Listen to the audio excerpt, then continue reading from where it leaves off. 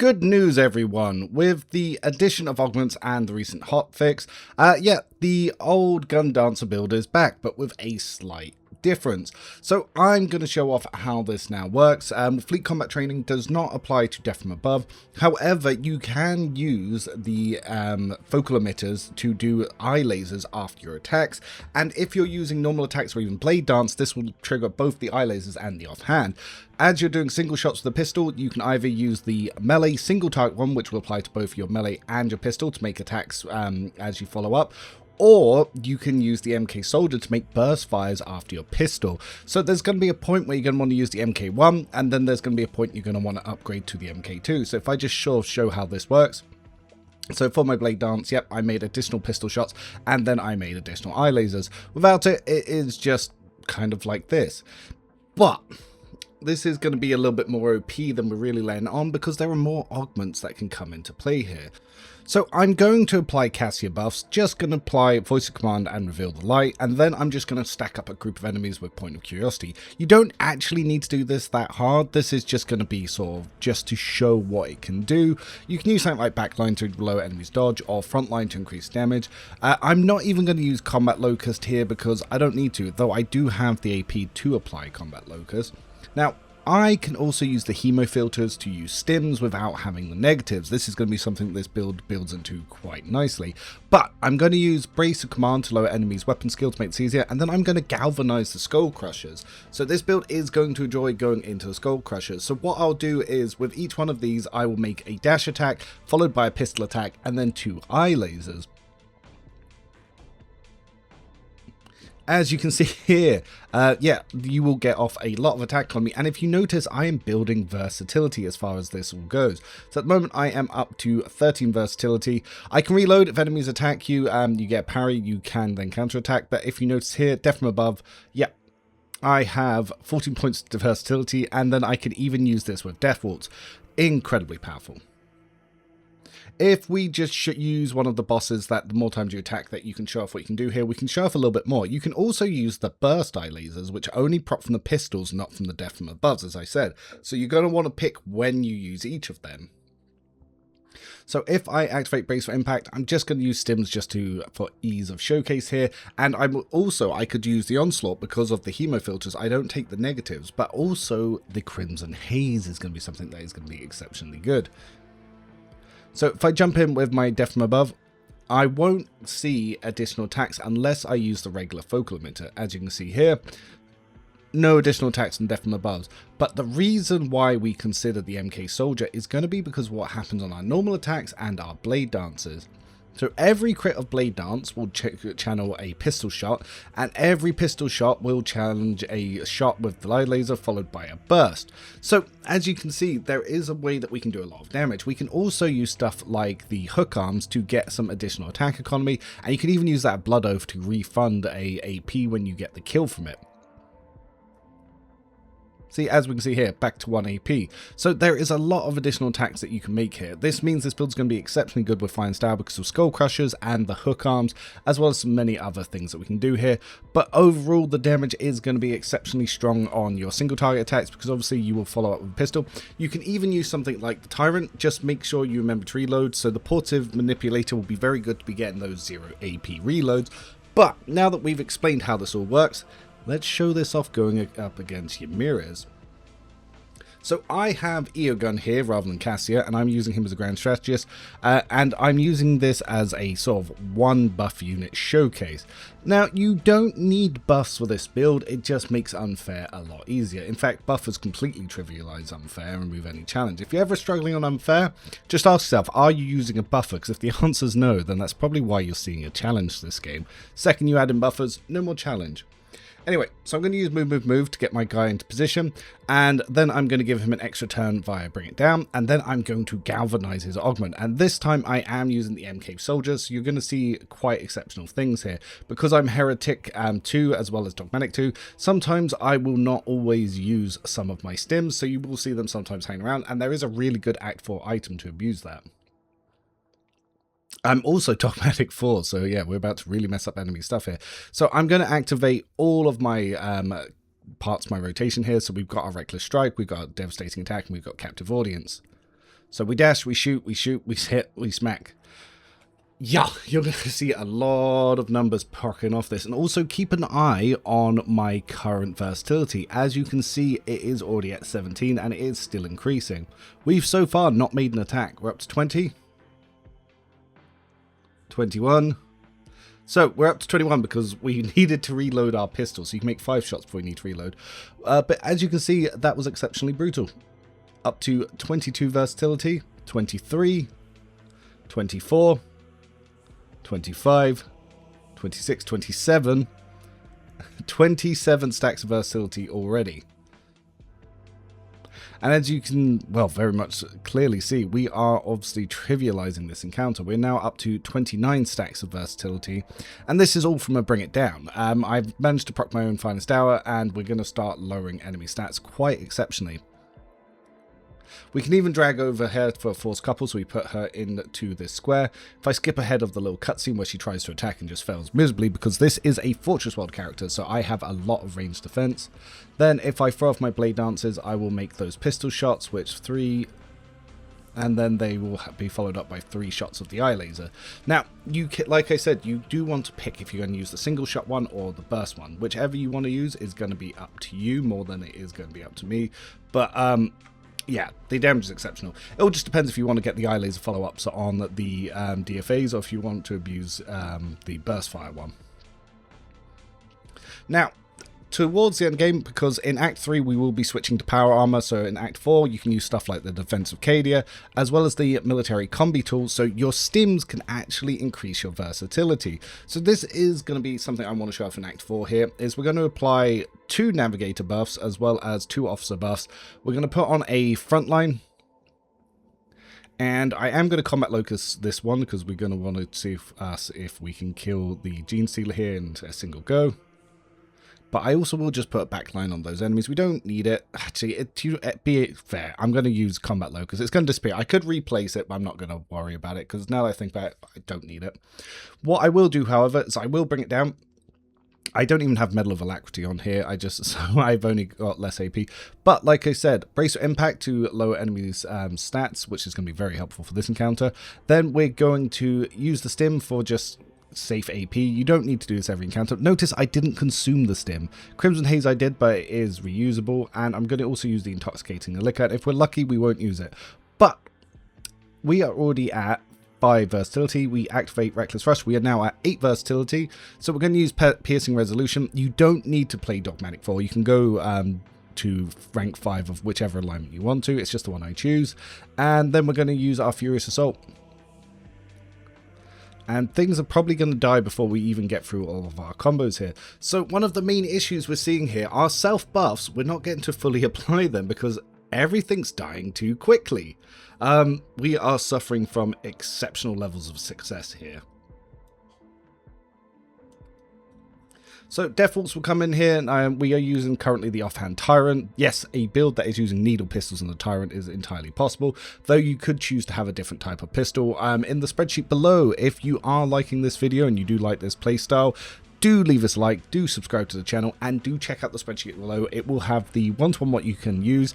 But remember, these builds are designed for me to be guides. If you want to change the home world or the origin, I've designed them in a way not to maximize their best potential, but a way that you can customize it without losing any efficiency by changing the home world or the origins. But I've already generated an exceptional amount of versatility here. I have a lot of temporary HP, and I'm not using Invigorating Resolve of Malpian Shroud. That comes from Legacy of the Dead, which is the DLC 1 Crypt Fight reward. Probably something that else needs to be looked into. And I'm actually using a different item. I'm not using Malpian Shroud at all in this build. I'm using the Arc Militant's Cloak. Every time we use our burst eye lasers as well as our offhand pistol, we'll increase our critical damage by our strength mod, which is one of the reasons why I stack strength from this. However, my damage looks really low because we're killing enemies too quickly before we can stack up our self buffs. Every attack that's successful through my loops there, you will see that not only will I get exceptional stats, but my damage will rapidly increase. The problem is I'm not getting my burst because enemies are dying too quick.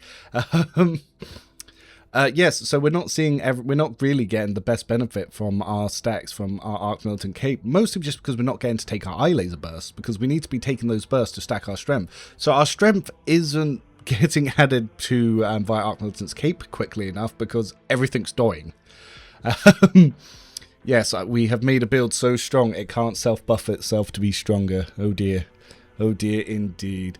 But anyway, let's talk about what's actually going on under the hood. So at a first glance, this build is going to look really hokey, but don't be alarmed by the stats too much, because you're going to actually see quite big boosts go into weapon skill and ballistic skill as soon as you go into combat because of broad expertise. They both buff each other, and in order to counteract that, if you use focus, that sometimes your buffs are going to get on there, the Cerebral Inverter MK1 will be quite useful for this. If you take the MK2 version, which on this save file for this encounter I'm at, I haven't got to, but that will turn some intelligence into stats.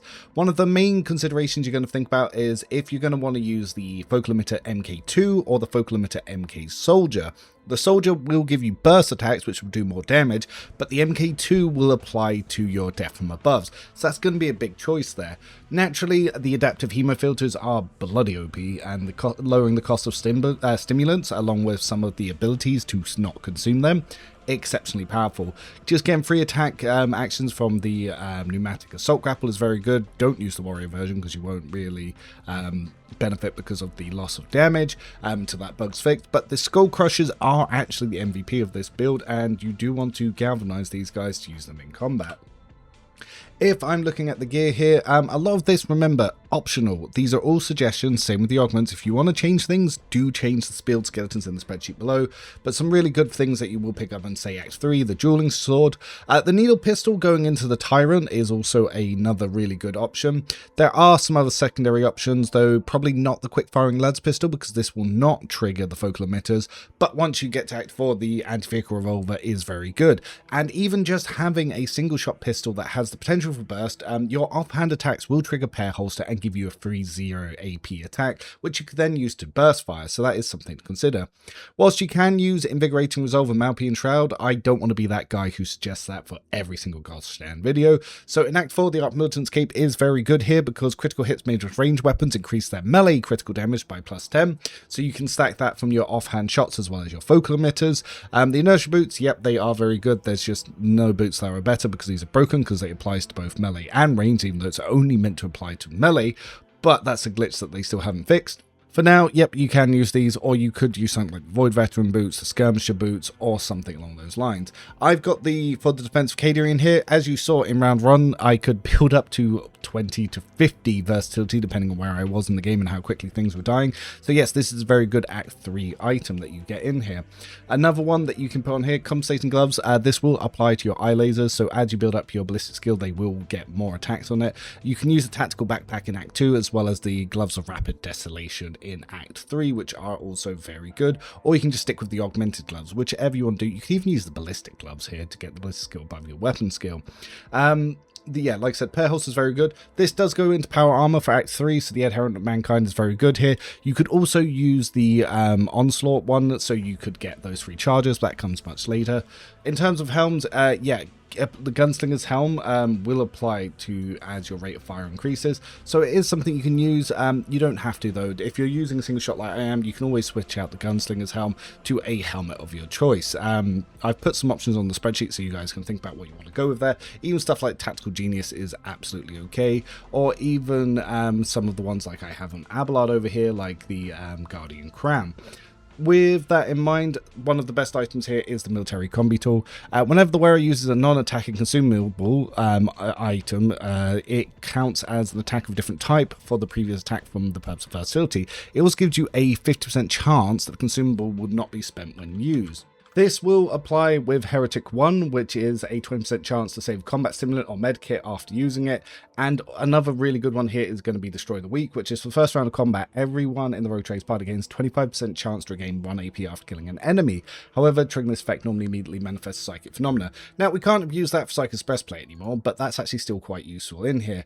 Dogmatic is going to be one of the best ones to go for here, because Grim Determination, yep, gives you a chance to survive when you would die, so it's very useful for an early game blade Bladedancer. The second one, Purging by Fire, adding extra fire dot damage, is also going to be exceptionally powerful for anyone in your party that is using Executioner. The number 3, Saving Momentum, is also very good because we can stack heroics, and heroics is what wins the game, especially for unfair. But the most powerful one in the in-game and is absolutely Piercing Resolution, because once per battle, the rogue trader may choose an ally, including themselves, for 1 round, all of that target's weapon attacks and not enemy's armor. This will apply to everything you do, and this is the most game-breaking thing in the game. This is why Dogmatic is top 1 alignment, and I'm not even here to hear other arguments, because I don't care if you use the Icon Class Fanatic to give a heroic, because I just generate heroics with my build, so these are going to be the guys that do it. If we move over to the archetypes, I've explained Navy Officer quite a bit in yesterday's video, as well as the Tier 1 Bladedancer. So the Tier 1 is actually going to be very similar. So we progress into Medicaid first. We get Dueling Mastery and Death Warden. Death Warden is absolutely fantastic. I do highly recommend it. Blood Oath is going to be the ability that you want first, because obviously, again, more kills, refunding things, and stacking that Blood Rush for movement. Fleet Combat Training is going to be what enables this entire build, and you will be able to use this in Act 1. Though you can obviously use the offhand dagger and the sword that I use first. You probably won't move to guns until Act 2. Facing the End is going to be very important because Bladedancer will generate wounds, so you might as well just take this to get some free stats here. Veil of Blades are still bugged, so I take Acrobatic Archery to keep us safe, and the ability that I take in with this one is Rising Tempo, so as we do a number of attacks, we will get up to 15% extra damage.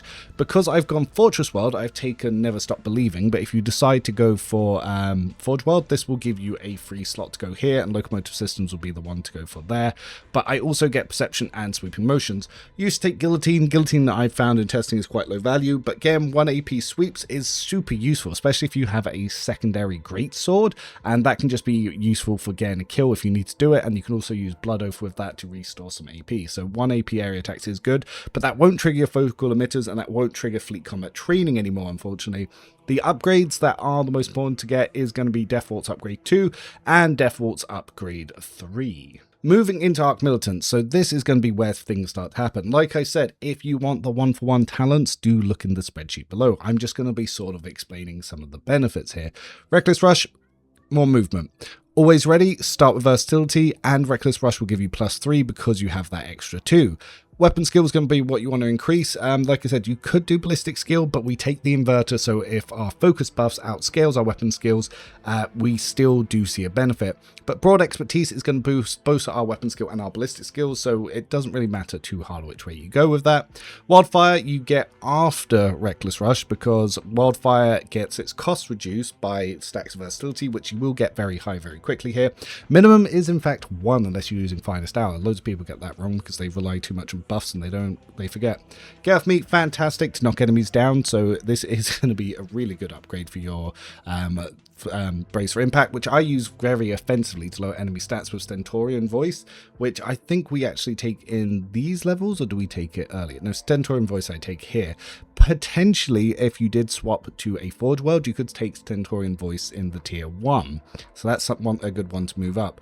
I also take Hail of Steel. Now, Hail of Steel you don't need to take. This is just a nice one to get on some stacks, and if you're turn stacking to get some extra attacks. But this is one that is free to change. The other important ones, by rank 8, we get All Out, so we can attack and move. This is very good for Reckless Rush. Broad Expertise is also, like I said, very important for us to get. You could try to sneak in Arms Master if you are using burst weapons, so that way you can get 1 AP burst. That is something to keep in mind. As for the upgrade Steady Superiority, I like Steady Superiority 4 because this means we can use both our Heroic for our Tier 1 and our Tier 2. Adaptability is going to be very important to get our critical hit chance up. This will be maximized very quickly. This can go up to 10 stacks, so an extra 50% chance.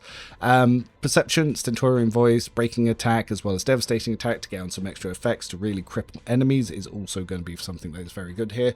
And again, Critical Versatility, you will notice a lot of bonus from this one because, yeah, we will be stacking it up very high. I also take Strength in the character creation, so this is on the spreadsheet below. So we take 10 points into Weapon Skill, 10 points into Agility, and 10 points into Strength. This is so that we can take this 1 point here and we can get Power Arm Efficiency going into Act 3. Now, Exemplar is going to be where we're going to stack even more strength. Because we're not going to carry weapons for Nesaru, yeah, we want to get a lot of strength here. I even take Duelist because this will apply to our guns when we're attacking enemies with melee. We get Medicaid, we get distract because, yep, the Augments burst attacks and melee area attacks reduce the target dodge of enemies, so it's just a good debuff we get on here. I continue to increase weapon skill, pick up lethal precision because, yep, that first hit being a guaranteed crit means guaranteed fleet combat training, so that gets the versatility gravy train rolling. Captive Audience is going to be a good way to armor strip as well as pin enemies, and we can use that with our teleport attacks on the galvanized skull crushers. Destroyer is going to strip a lot of armor, especially as we're stacking things up here. Dismantle's also going to be useful from our death from aboves because our death from aboves are area attacks, so this will apply dismantle and distract unless they've changed the way that works in this patch. But Grand Performance is going to go on top of Captive Audience to give some major armor, dodge and parry reductions, which will also enable some of our other arc militant talents. Taking kick a little bit later because it's just some free attack economy there. More agility. Exploit weakness is going to be another damage increase that we're coming on here. And calculated resolve, because we are using the inverters, is going to be one where we can stack a lot of our resolve. You notice that I gained an insane amount of resolve from Legacy of the Dead, and that this is why, because that turns this resolve times 3 into temporary HP, so you don't even need invigorating resolve on this build. I take Extermination a little bit late, so any damage that this character deals increased by 1% for each attack they've made. Spinning Blades is going to be one that can be quite useful if you are getting parries, and you can normally try to force this by reloading a melee, but a lot of enemies don't take attacks opportunity depending on your gear. Race Against Death is going to be a way just to get some dodge, so as your dodge stacks up, you get more HP, which will then turn into strength. Contempt for the Weak, because a lot of things are going to be stun prone to blinded, it will increase our critical damage on everything. We continue on to Degraded Defense, because, yeah, the more damage we do, the more damage we do. It's why we kind of one-shot everything. I also take It Takes Two, so if we Blade Dance on one enemy, we do just get a big damage boost. It's really good for killing bosses. Third target is going to be something that is activated, so we've always got that extra critical chance. And because we can reduce parry, we can get extra critical damage from Captive Audience. And then just to sort of fill out at the end, I get Blade in his hands because it just adds a nice little extra percentage of damage to our attacks with swords. You can swap that one out. Residual Power is going to be a useful one to get some more base damage when we're using galvanized augments, which we do. Veil Blaze, like I said, is bugged. Please fix Alcat. Please indeed fix. Vital Points is what I finished on. Now, because we're getting a lot of stacks here to critical damage, this is actually really good. We do see a lot of procs of this. It's just a shame that we've only really got Act 5 to enjoy the complete build on, and there isn't much challenge.